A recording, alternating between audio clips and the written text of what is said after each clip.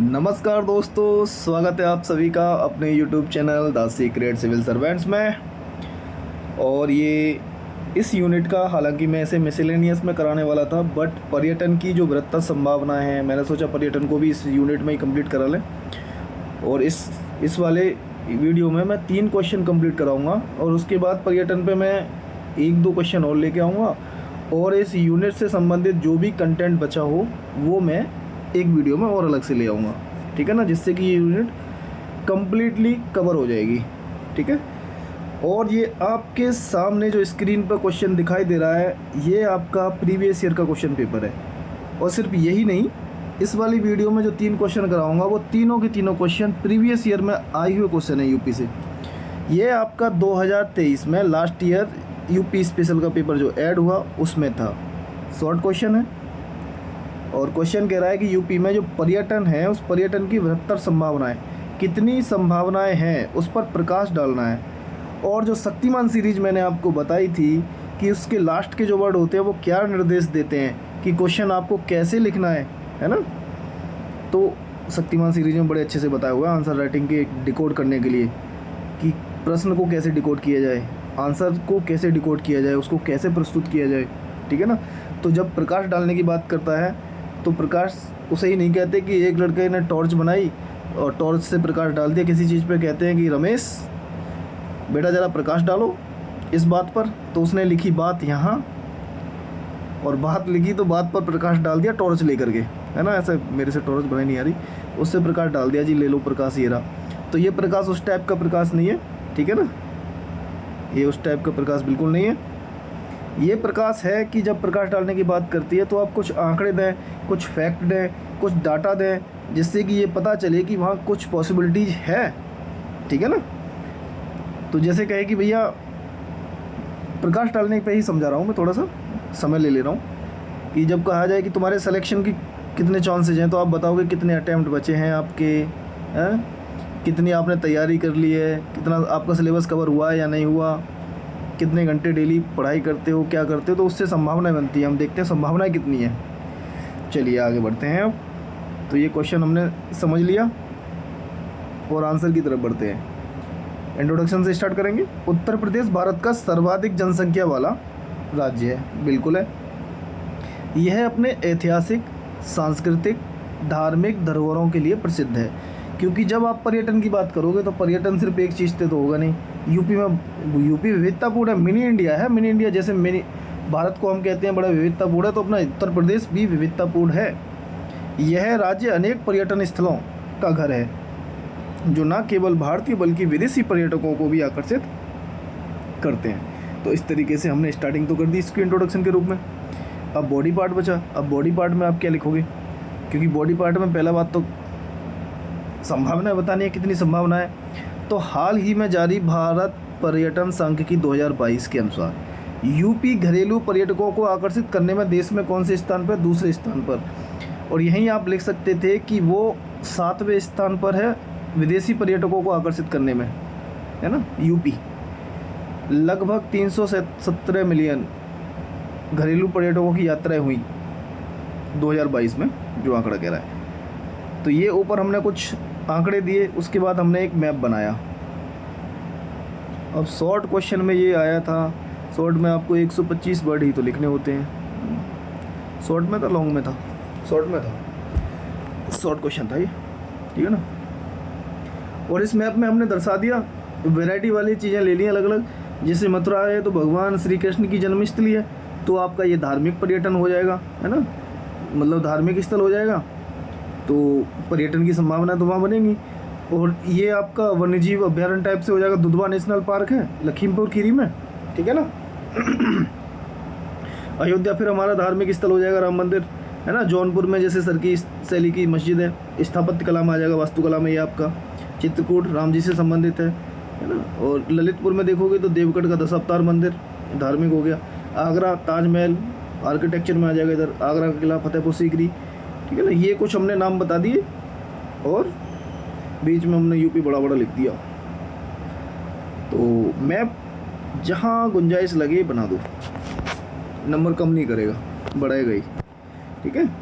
अब जो पर्यटन की प्रमुख संभावनाएं बनी हुई हैं, वो संभावनाएं क्यों हैं?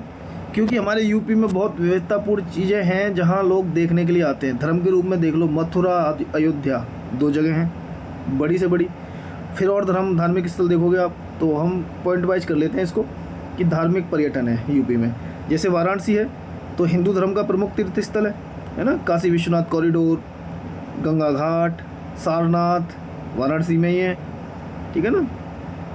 और BHU में अपना काशी विश्वनाथ मंदिर है ना, हाँ वही।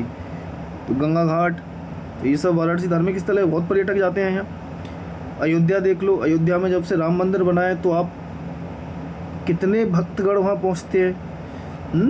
कभी सफ़र करके देखो, उधर जो गाड़ियाँ जाती हैं, रेलगाड़ियाँ भर भर के जा रही हैं। तो ये पर्यटन के लिए एक और संभावना। दूसरा, मथुरा वृंदावन में बांके बिहारी जी के यहाँ कभी दर्शन करे होगे आपने, परिक्रमा वगैरह। मथुरा में अभी हम लास्ट टाइम फैमिली के साथ परिक्रमा करने गए थे। रात के टाइम ऐसा लगता है जैसे मेला चल रहा है परिक्रमा करने में। तो आप कभी गए होगे तो बिल्कुल एहसास रहा होगा, जो गया हो बताना, जिसने भी परिक्रमा करी हो मथुरा में जाकर के गोवर्धन जी की। कैसा अनुभव रहा, कैसा लगा, कब गए? और नहीं गए हो तो जाके देखना एक बार, इतना भीड़ चलती है। तो ये पर्यटन की संभावना यूपी में बहुत है। तो धार्मिक पर्यटन की संभावना जो थी वो हमने ऊपर देख ली। नंबर 2 पे देख लेते हैं, ऐतिहासिक और सांस्कृतिक पर्यटन भी मिल जाएगा। जैसे आप देख लो, आगरा में ताजमहल है, आगरा का किला है ना। ताजमहल देखने के लिए 70 से 80 लाख पर्यटक प्रतिवर्ष आते हैं। जब ये आंकड़े बताओगे, देखो प्रकाश डालने का मतलब ही होता है कि थोड़े बहुत कहीं कहीं आंकड़े आप देते जाओ। लखनऊ नवाबी संस्कृति है, अदब और शान के लिए मशहूर है। छोटा इमामबाड़ा, बड़ा इमामबाड़ा मिलेगा, रेजिडेंसी है। इसी के आंकड़े आप देख लो तो 2019 में लखनऊ ने 50 लाख पर्यटकों को स्वागत किया था, ठीक है ना। आगे बढ़ो आप। कुशीनगर है जो बौद्ध स्थल है, ठीक है ना। और इस्लामी संस्कृति में आप देख सकते हो, क्योंकि हमने ऊपर डाला है ऐतिहासिक और सांस्कृतिक पर्यटन। तो सांस्कृतिक पर्यटन में ऐसा ही नहीं है कि सिर्फ हिंदुओं के स्थल ही हैं। इस्लामी संस्कृति में आप देख लो तो सर्वाधिक पर्यटक बांग्लादेश से आते हैं, क्योंकि हमारे यहाँ है बाराबंकी में देवा शरीफ है ना। और जौनपुर है जो हम ऊपर मैप में दर्शाए थे, ये सरकी डायनेस्टी वाला मस्जिद, ये वाला, ये ठीक है ना। ये चलिए, इस्लामी संस्कृति का हो गया, बौद्ध स्थल भी हो गया। प्राकृतिक और वन्यजीव पर्यटन के लिए भी, ये भी तो एक पर्यटन के लिए संभावना है हमारे यहाँ की। रामसर साइट है हमारे यहाँ दोस्तों, दुधवा नेशनल पार्क है, चित्रकूट है, और भी आप कुछ याद आ रहा हो तो लिख सकते हो। प्राकृतिक और वन्यजीव पर्यटन से संबंधित और उत्सव और मेले मनाए जाते हैं, है ना। जैसे कुंभ मेले में 2019 में लगभग 24 करोड़ लोगों ने हिस्सा लिया, वाह। और अभी भी कुंभ मेला लगने वाला है, 2025 में लगेगा ना। जाएंगे इस बार तो वहीं रहेंगे इलाहाबाद में ही, तो देखने का मौका मिलेगा। और उत्सव, और एक और उत्सव और डाल सकते हो आप इसमें, जैसे उत्सव ताज महोत्सव मनाया जाता है आगरा में। हाँ डाला भी है, ये रहा। यहाँ 2020 में 5 लाख से अधिक पर्यटक आए थे। और वन्यजीव पर्यटन सर्किट भी मिल जाएंगे आपको, वो हमारे यूपी में 9 हैं। ये सब क्या है? ये बता रहा है कि यूपी में बहुत सारी विविधता है जिसको एक्सप्लोर किया जा सकता है ना, जिसमें सुधार करके आप और ज़्यादा पर्यटकों को आकर्षित कर सकते हो। घरेलू पर्यटकों को आप आकर्षित करते हो तो पूरे देश में 2nd नंबर पर हो तुम। विदेशी पर्यटकों को थोड़ा सा कम आकर्षित कर पाते हो, जिसकी वजह से आप 7वें नंबर पे हो। तो सरकार के प्रयास थोड़े बता सकते हो इसमें कि और कौन कौन से इन्होंने जो है इसको बढ़ाने के लिए प्रयास किए, ठीक है ना। जैसे बुनियादी ढांचे का विकास किया गया, उदाहरण देख लो आप, काशी विश्वनाथ कॉरिडोर है ना। अयोध्या में नया हवाई अड्डा बनाया गया, क्या नाम था इसका बताना। अयोध्या में जो नया हवाई अड्डा बनाया गया है उसका नाम क्या है ये बताना, ठीक है ना। आगे यूपी पर्यटन नीति 2022, हालांकि यूपी पर्यटन नीति एक 2018 भी है। तो ये जो यूपी पर्यटन नीति है, इस पर क्वेश्चन मैं कराऊंगा, इसमें नहीं है पर इस पर क्वेश्चन कराऊंगा, क्योंकि आप देख सकते हो कि जैसे ये 2018 की यूपी पर्यटन नीति है। एक क्वेश्चन मैं करा चुका हूँ आपको स्वास्थ्य पॉलिसी 2018 से संबंधित, क्योंकि 2018 की पॉलिसी को जोड़ करके क्वेश्चन पूछा हुआ था GS 5 में। तो क्वेश्चन ये जोड़ के पूछ सकता है, इस साल नहीं पूछा, अगले साल पूछ लेगा। तो यूपी पर्यटन नीति, ये वाला क्वेश्चन बहुत इंपॉर्टेंट रहेगा, मतलब उसके आने के चांस ज़्यादा रहेंगे। तो इसको कंप्लीट कराएंगे बाद में, इस वीडियो में नहीं है। उसका पर्यटन का प्रचार कर रहा है यूपी, जैसे डिजिटल माध्यमों से करना, अंतर्राष्ट्रीय पर्यटन मेलों में भी उसका प्रचार करना, ये सरकार के प्रयास है। सरकार के प्रयास बहुत ज़्यादा हैं, लेकिन अब शॉर्ट क्वेश्चन था हमारा। देखो हमारे पास वर्ड की लिमिट रहती है 125 और आपको पेज 2 मिलते हैं। एक सामने वाला पेज हम निकाल चुके हैं, दूसरा पेज ये है। आप ऐसे छोटा करके मैं दिखा देता हूँ आपको। अब यही 2 पेज हैं आपके पास, देख रहे हो। ये एक पेज ये रहेगा आपका और दूसरा पेज ये रहेगा। थोड़ा सा बढ़ा लेते हैं इसको। ये एक पेज आपका ये रहा और दूसरा पेज ये रहा, तो 2 ही पेज मिलेंगे 125 वर्ड में। आप जितना ज़्यादा कंटेंट वहाँ देख सकते हो दे दो, और वो वैरायटी के साथ जितनी डिमांड करी गई होगी, ठीक है ना। चलिए चुनौतियाँ देखिए। अब सरकार ने प्रयास किए तो 2-4 चुनौतियाँ भी बता दें, क्या दिक्कत है। अपराध और सुरक्षा, संरक्षण और रखरखाव संबंधी स्वास्थ्य और स्वच्छता आदि। तो अब 125 वर्ड में कंप्लीट क्वेश्चन है लगभग। और निष्कर्ष आप डाल दीजिए, छोटा निष्कर्ष डाल लो, ये काफ़ी बड़ा लिख दिया इसमें। निष्कर्ष है, उत्तर प्रदेश में पर्यटन की अपार संभावना है। सरकार के समुचित प्रयासों और चुनौतियों के समाधान के साथ उत्तर प्रदेश न केवल भारत बल्कि विश्व के प्रमुख पर्यटन स्थलों में से अपना स्थान बना सकता है। इससे राज्य की आर्थिक स्थिति सुदृढ़ होगी और रोजगार के नए अवसर उत्पन्न होंगे, ठीक है ना। तो ये इस तरीके से हमारा क्वेश्चन कंप्लीट होता है। ओके, ऊपर मैंने लिख दिया, फिर मैंने बोला कि चलो इसको दूसरे तरीके से भी लिखा जा सकता है क्या। दूसरे तरीके से वही है कि आप इंट्रो डालोगे, वही मैप बना दोगे। उसके बाद जो संभावनाएं थी, वो संभावनाएं अगर डिटेल में अगर ना भी लिखो आप, तो डिटेल में ना लिख करके ऐसे ही ड्रॉ कर सकते हो इसको। जैसे ऐतिहासिक व सांस्कृतिक पर्यटन पर्वतों का निर्माण, eco tourism, heritage, Agra Lucknow Varanasi, heritage arc भी है ना, इस पर तो क्वेश्चन मैं कराऊंगा आगे, ये वाला, क्योंकि प्रीवियस ईयर का क्वेश्चन है ना। धार्मिक पर्यटन है, धार्मिक विविधता है, कृषि ग्राम ट्राइबल पर्यटन है, वन्यजीव पारिस्थितिकी पर्यटन है, जल पर्यटन है। जल पर्यटन में जैसे गंगा विलास क्रूज चला था, है ना, ये वाला। तो ये सब संभावनाएं हमने लिख ली कि यूपी में इतनी सारी संभावनाएं हैं।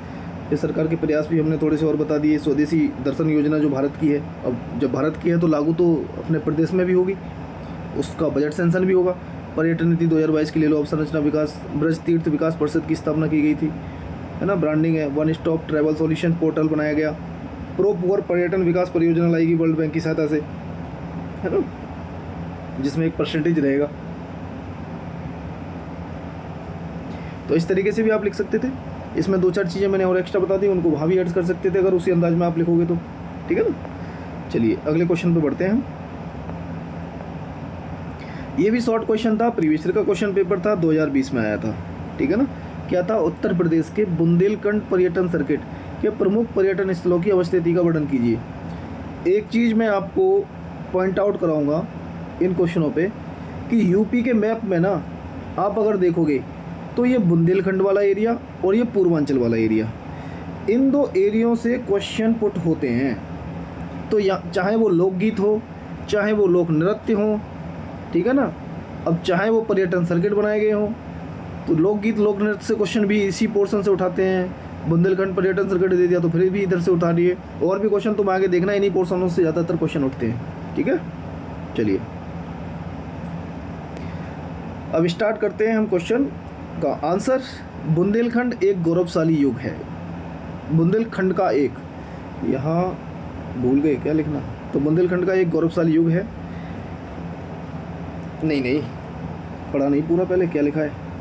चलिए, बुंदेलखंड एक गौरवशाली युग का मुख्य गवाह रहा है, जो अपने ऐतिहासिक, सांस्कृतिक और प्राकृतिक सौंदर्य के लिए प्रसिद्ध है। बुंदेलखंड पर्यटन सर्किट में कई प्रमुख पर्यटन स्थल शामिल हैं जो पर्यटकों को अपनी ओर आकर्षित कर सकते हैं, ठीक है ना। चलिए अब मैप देख लीजिए। अब जब इतना स्पेस यहाँ किसके लिए छोड़ दिया भाई तुमने, बताइए, ये स्पेस क्यों छोड़ा। अब यहाँ से ले लेते और बीच में बना देते, क्या दिक्कत है, जब स्पेस तो जा ही रहा है। अपने आप को बोल रहा हूँ मैं, लिखते टाइम गलतियाँ हो जाती है। चलिए ये मैप बनाया और मैप में हमने कुछ हमने कुछ जो है बुंदेलखंड पर्यटन सर्किट के स्थल दिखा दिए। जैसे झांसी का किला, देवगढ़ 10 अवतार का ललितपुर, कामतगिरी पर्वत चित्रकूट में दिखा दिया, है ना। महोबा का सूर्य मंदिर दिखा दिया, और बिठूर कानपुर में महर्षि वाल्मीकि आश्रम दिखा दिया। कालिंजर का दुर्ग हो गया, नीलकंठ मंदिर हो गया कालिंजर का, ये हमने मैप में दिखा दिए। ये आपका ये एरिया बुंदेलखंड का एरिया था, ये वाला। तो जो स्थल थे वहाँ दिखा दिए। अब डिटेल में हम जो है नीचे इनके बारे में बता देंगे। बुंदेलखंड पर्यटन सर्किट के प्रमुख पर्यटन स्थल कौन कौन से हैं। देखो झांसी है, तो झांसी में झांसी का किला मिल जाएगा, रानी महल मिल जाएगा। महोबा है, वीर अलाउद्दौला की कर्मस्थली है ये। और सूर्य मंदिर चंदेल राजाओं ने बनवाया था यहाँ। कहुआ किला मिल जाएगा, विजय सागर झील मिल जाएगी। इससे आपकी पीटी के क्वेश्चन भी बहुत सारे तैयार हो जाते हैं जब आप मेंस की तैयारी करते हो। जैसे विजय सागर झील को कई बार पूछ चुका है कि महोबा में है। चलिए आगे बढ़ते हैं। चित्रकूट, रामघाट मिल जाएगा यहाँ आपको, क्योंकि ये भगवान श्री राम की तपोस्थली है ना। गुप्त गोदावरी है, कामदगिरी पर्वत है चित्रकूट में। तो ये पर्यटन के काफ़ी बड़े स्थल है। तो बुंदेलखंड पर्यटन सर्किट में इनको शामिल किया गया। कालिंजर में देखो, कालिंजर का किला मिल जाएगा जो बांदा में है। नीलकंठ मंदिर है, शिव मंदिर किले के अंदर स्थित है ये नीलकंठ मंदिर, ठीक है ना। नीलकंठ मंदिर शिव मंदिर किले के अंदर स्थित है। ओके, तो 5वां ललितपुर दशावतार मंदिर है। अच्छा, बुंदेलखंड के एरिया से चाहे झांसी हो, ललितपुर हो, और आपका जो है महोबा हो, चित्रकूट हो, मैसेज करना मुझे यहाँ कमेंट सेक्शन में कि आप हो यहाँ से, कौन कौन है, ठीक है ना। अन्य जैसे कल्पी जालौन, बिठूर, महर्षि वेदव्यास जी का आश्रम है, बीरबल की जन्मस्थली है। बिठूर वाल्मीकि आश्रम, ब्रह्मावर्त घाटी। ओहो, इसका फ़ोटो सही नहीं खींचा गया क्या, बड़ा एक ब्लर दिखाई दे रहा है यार। इस प्रकार उत्तर प्रदेश सरकार ने बुंदेलखंड पर्यटन सर्किट के विकास के लिए विभिन्न योजनाएं बनाई। अब योजनाएं तो पूछा नहीं था, बुंदेलखंड पर्यटन सर्किट पूछा था, पर थोड़ी सी कलाकारी तो तुम्हें करनी चाहिए यार। है 125 वर्ड में क्वेश्चन पूछा है, 25 वर्ड में पूछा है, तो आप आंसर भी लिखो और बेहतर तरीके से लिखो तो और अच्छा है। सरकार के प्रयास रहे हैं बुंदेलखंड पर्यटन सर्किट के विकास के लिए, जैसे पर्यटन इंफ्रास्ट्रक्चर के लिए सड़क और होटल बनाए जाएंगे, बनाए हैं। पर्यटन प्रचार किया गया सांस्कृतिक उत्सव के द्वारा। ये कुछ लिख दिए मोटा मोटी। उसके बाद सीधा आप निष्कर्ष डालोगे और निष्कर्ष में आप देखिए क्या है। निष्कर्षतः बुंदेलखंड का पर्यटन सर्किट उत्तर प्रदेश के पर्यटन मानचित्र पर एक महत्वपूर्ण स्थान रखता है। यह न केवल आर्थिक रूप से बल्कि सांस्कृतिक गौरव को बनाए रखने में भी सहायक हो सकता है, ठीक है ना। इस तरीके से आपके 2 क्वेश्चन कंप्लीट होते हैं और तीसरा क्वेश्चन हमारे सामने है। ये भी प्रीवियस ईयर का क्वेश्चन पेपर है। तो प्रीवियस ईयर क्वेश्चन ये आप देखोगे तो ये आपका ना 2019 में और 2022 में आया हुआ है। 2019 में भी आया है ये क्वेश्चन, ये फिर 2022 में भी आया और एज इट इज आया है यार, एज इट इज। एक भी शब्दों में हेर फेर नहीं किया। ऐसा लग रहा था क्वेश्चन बनाने वाले ने तुरंत ऐसे उठा लिया प्रीवियस ईयर क्वेश्चन पेपर से। और ये भी पता है क्वेश्चन नंबर 7 था ये। 2019 में भी क्वेश्चन नंबर 7 था और 2022 में भी क्वेश्चन नंबर 7 था। तो प्रीवियस ईयर के क्वेश्चन पेपर इसलिए मैं सोचता हूँ कि जो भी आए हों वो पहले कंप्लीट करा लिए जाए, बाकी जो बच्चे थोड़ा बहुत और जो उम्मीद लगेगी इस टाइप से आगे बन सकते हैं क्वेश्चन, तो उस तरीके से कराया जाए, ठीक है ना। क्वेश्चन क्या कह रहा है, हेरिटेज आर्क क्या है? पर्यटन संभावनाओं की दृष्टि से उत्तर प्रदेश में इनके महत्व को रेखांकित कीजिए। अब ऊपर हम 2 क्वेश्चन पर्यटन से अभी तक करते आ रहे हैं, तो ये पर्यटन संभावनाएं, इनका महत्व थोड़ा बहुत दिमाग में आपके चल रहा होगा कि कैसे लिखना होता है। हेरिटेज आर्क को थोड़ा समझाना है, एक्सप्लेन करना है स्टार्टिंग में। उसके बाद यही 2 पार्ट है ना, पहले इसको समझाना है आपको, उसके बाद पर्यटन संभावनाओं की दृष्टि, ये संभावनाएं बता देनी है कुछ, उसके बाद आपको इनका महत्व बता देना है। क्वेश्चन कंप्लीट है आपका। चलिए, क्योंकि क्वेश्चन को हम डिकोड करते हैं तो फोकस पॉइंट ढूंढते हैं किस किस के हमको जवाब देने हो, क्योंकि जवाब जो देंगे हम, जो पार्ट उसमें दे रखे हैं क्वेश्चन में, वो अगर आपने किसी एक पार्ट का आंसर नहीं दिया तो नंबर नहीं मिलेंगे उसके, तो नंबर थोड़े कम हो जाएंगे। तो हर एक पार्ट का आंसर देना है हमको उसी वेटेज के अनुसार, किसकी कितनी ज़रूरत है, कितना देना है। चलिए, उत्तर प्रदेश शासन द्वारा 2014 में पर्यटन योजना के रूप में हेरिटेज आर्क की स्थापना की गई थी। 2014 में की गई थी, 2015 में, बताना यार मुझे ये, ठीक है। मैं सर्च नहीं कर पाया और मैं लिख दिया ऐसे ही रटा हुआ। जिसमें आगरा, लखनऊ, वाराणसी शामिल है, ठीक है ना। उसके बाद आप मैप बना दोगे एक सुंदर सा मैप हेरिटेज आर्क का, और ये अलग से हमने हेरिटेज आर्क भी दिखा दिया। 700 किलोमीटर लगभग है ये आपका ALV। अच्छा, मैं जब इसको याद किया था, मैंने याद किया था इसको एल्विस यादव के नाम से। एल्विस भाई के आगे कोई बोल सकता है क्या? बोल सकता है कौन? ध्रुव राठी। मजाक कर रहा हूँ, लेकिन ठीक है, याद करने के लिए क्या है। एल्विस यादव से इसलिए याद है, ए आ गया तो ए से आगरा याद कर लिया था, एल से याद कर लिया था लखनऊ, और वी से याद कर लिया था वाराणसी, तो एल्विस यादव। ऐसी ट्रिक के साथ ना मैं पीटी का भी कराऊंगा, पीटी कंप्लीट कराऊंगा, प्रीवियस क्वेश्चन पेपर वगैरह सब, मॉक टेस्ट वगैरह, इसी थोड़े अंदाज में, क्योंकि मैं तो ऐसी ट्रिक से याद करता हूँ काफ़ी चीज़ें। फिर आपसे भी मुझे हेल्प होगी, आप भी तो ट्रिक बताओगे मुझे कुछ अपने तरीके की, तो पता चलेगा। और देखो कुछ लोग तो ऐसे हैं, कुछ स्टूडेंट हमारे जो लगातार कमेंट करते हैं हमारी वीडियो पे। मैं कुछ के तो नाम याद हो गए, जैसे आशीष है ना, प्रकाश सिंह है, एक मंजुलता जी हैं, और भी हैं, कुमार अनुभव जी हैं, और राजीव दुबे जी हैं, सोनू निगम के नाम से एक और करते हैं। तो काफ़ी हैं जो कंटिन्यू जो है कमेंट करते हैं। मैंने अभिषेक सिंह हैं, कुमकुम दिवाकर हैं, राजीव गौतम हैं, आशु हैं, अर्जुन सिंह हैं, ये लोग कुछ हैं जो स्टूडेंट हमारे जो कमेंट करते हैं। जिनको सही लगता है तो सही बताते हैं, धन्यवाद बोलते हैं। मेरे बोलने के बाद मैं कहता हूँ बोला करो वीडियो में, अगर आपको अच्छा लगता है तो। थोड़ी तो यार 3-4 सेकंड लगती होगी कमेंट टाइप करने में, हमें तो अच्छा लगता है। अगर मेहनत करते हैं तो उसके अप्रिसिएशन थोड़ा मिलता है, प्रशंसा होती है तो अच्छा लगता है, ठीक है ना। तो चलिए आगे। अच्छा हाँ, इन सब के लिए और जो देखते हैं उनके लिए, जो लाइक करते हैं उनके लिए मेरे दिल से थैंक यू सो मच। बाकी मैं अपना काम कर रहा हूँ, आप अपना काम करते रहें, पढ़ते रहें लगातार, ठीक है ना। चलिए हेरिटेज आर्क पे चलते हैं। तो हेरिटेज आर्क क्या है उसे ही समझाएंगे। ऊपर हमने इंट्रोडक्शन डाल दिया। हेरिटेज आर्क में हम 3 चीज़ आप इधर बता दिए, मैंने इस तरीके से इसको याद किया हुआ था, ALV। तो A से आगरा, लखनऊ, V वाराणसी, ठीक है। तो हेरिटेज आर्क में आगरा है, लखनऊ है, वाराणसी है। इसमें आगरा में फतेहपुर सीकरी, मथुरा, वृंदावन शामिल है। बिठूर, नैमिषारण्य आदि लखनऊ में, सारनाथ, विंध्याचल। अब हेरिटेज आर्क में आगरा है तो आगरा में तो ताजमहल भी अपना है ना। तो ये इसलिए चुने गए, देखो हेरिटेज का मतलब होता है विरासत। तो आपकी जो विरासत है, आगरा में आपकी विरासत कैसी है, ऐतिहासिक, वास्तुकला टाइप की। आर्किटेक्चर में देखोगे आपका आगरा में ताजमहल है कि नहीं है। फतेहपुर सीकरी देखोगे तो बुलंद दरवाजा जैसी जगह है। मथुरा, वृंदावन में आपके बांके बिहारी जी हैं। तो सांस्कृतिक और ऐतिहासिक स्थल है। तो विरासत क्या है, विरासत जो आपकी है उसको जोड़ा गया है, एक आर्क बनाया गया है। लखनऊ में भी विरासत आपको, आर्किटेक्चर वगैरह, इमामबाड़ा वगैरह जो ऊपर हम पढ़ चुके हैं। बिठूर है, नैमिषारण्य है, जो अलग अलग है, थोड़ा सा और बता दिए। 2-4 नाम आपको ऐड करने हो तो और कर लेना। वाराणसी है, सारनाथ, विंध्याचल आदि, ठीक है ना।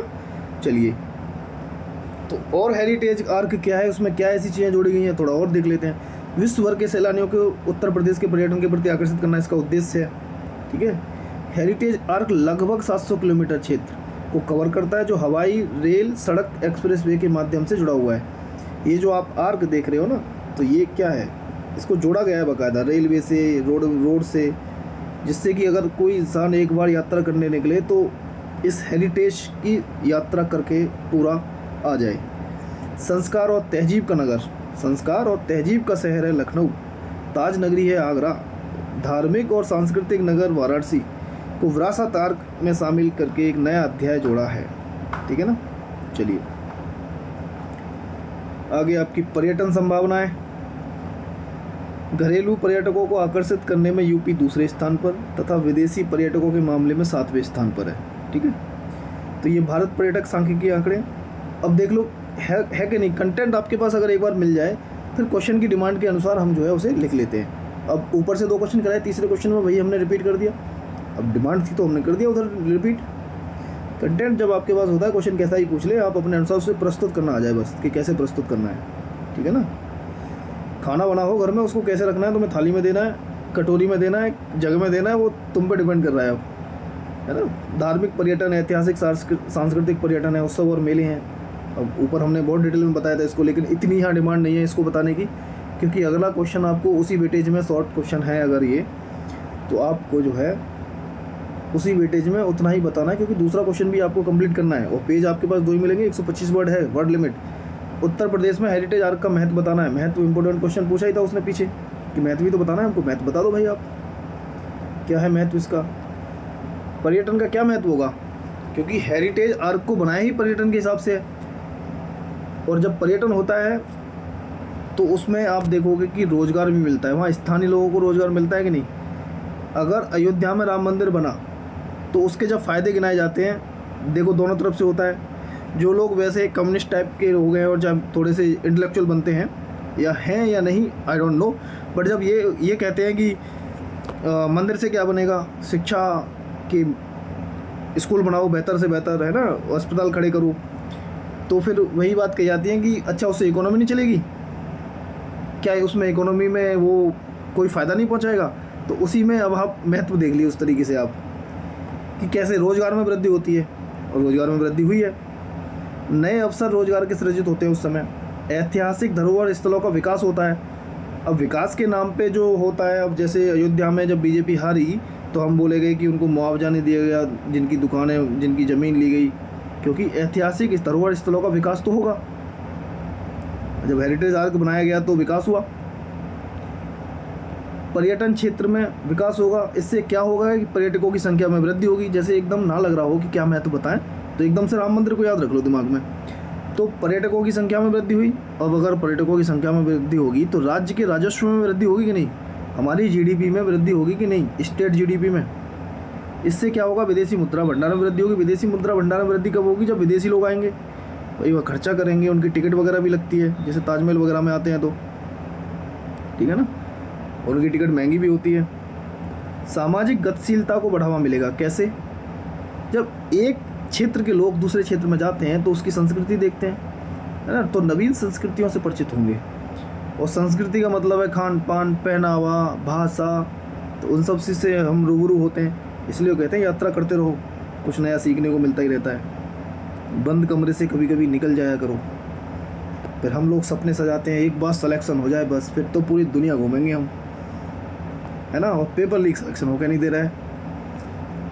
स्थानीय शिल्प एवं कला के स्थानीय उद्योगों को बढ़ावा मिलेगा, और बिल्कुल मिलता है। जब ऐसी जगह आगरा, लखनऊ, है ना, बनारसी, तो उनके जो स्थानीय लोग होते हैं और जो लोकल शिल्प एंड कला होती है, उस उद्योग को बढ़ावा मिलता है कि लोग जहाँ घूमने जाते हैं वहाँ की लोकल चीज़ें लेकर के ख़रीदने आते हैं। अब वो अलग बात है कि आप शिमला, मनाली वगैरह जा रहे हो और उसके बाद मार्केट में आप पैंट शर्ट खरीद के ला रहे हो। दिल्ली में तुम्हें हर वैरायटी मिल जाएगी।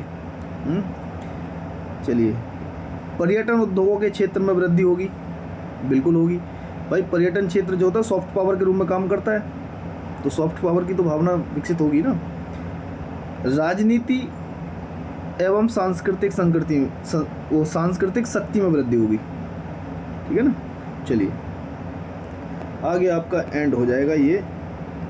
आर्क यात्रियों को स्मारकों, वास्तुशिल्प, चमत्कारों, तीर्थस्थलों की एक बहुरूपक यात्रा पर ले जाता है। आर्क यहाँ ये हेरिटेज आर्क। इस प्रकार हेरिटेज आर्क पर्यटकों को नवीन अनुभव प्रदान करने के साथ ही यूपी के पर्यटन के लिए सर्वोत्तम गंतव्य भी बनाने में सहायता करेगा, ठीक है ना। अब आपके ये पर्यटन से संबंधित 3 क्वेश्चन कंप्लीट करा दिए। 1-2 क्वेश्चन और कराऊंगा। एक तो हम यूपी पर्यटन पॉलिसी जो 2022 की है उसको करा देंगे, और कुछ अगर बचेगा तो एक वीडियो पे जो भी कंटेंट थोड़ा बहुत बचा होगा इस यूनिट 2 से तो वो कंप्लीट कराया जाएगा, ठीक है ना। आज मैंने क्रिएटिव इनसाइट को भी आगे बढ़ाया, एक वीडियो डाली थी तो उस पर कमेंट आया पॉड बडीज का, है ना। और क्रेजी ड्रीमर तो हमारे कमेंट हमेशा ही करते हैं। क्रेजी ड्रीमर, हमारी यात्रा यहाँ से जो शुरू हुई है ना, जितने भी लोग मैं जान पा रहा हूँ, जितने कमेंट सेक्शन में कमेंट करते हैं, उनसे एक विशेष लगाव तो हो ही जाएगा। अपना नाम तो जाने गए हैं उनका धीमे धीमे, है ना। तो हमारा मिलना जुलना कभी ना कभी तो होगा लाइफ में, इस तरीके से मिले तो एक होता है ना, परिवार बनता है, सही में परिवार होता है। वो डेली सुनना, मैं डेली वीडियो डाल रहा हूँ, आप डेली सुन रहे हो। तो उसमें उन्होंने डाला कि सर इनसे सही तो आप पढ़ाते हो, मतलब विकास दिव्यकीर्ति सर से तो मेरी तुलना कर रहे हो। नहीं यार, कहाँ कर रहे हो, वो गुरुदेव बहुत आगे की चीज़ है। उनकी नॉलेज को नहीं लग सकते, उनसे बस सीख सकते हैं। वो समुद्र है, समुद्र नॉलेज का। तो उनसे तो जितना सीखा जा सकता है सीख लो, अपनी पर्सनालिटी को बिल्डअप करने के लिए, है ना। चलिए, तो बहुत बहुत धन्यवाद आपका। कल मैं कुछ और वीडियो लेके आऊँगा तो उसमें इस यूनिट को लगभग कंप्लीट करा दूँगा, ठीक है ना। तो थैंक यू सो मच।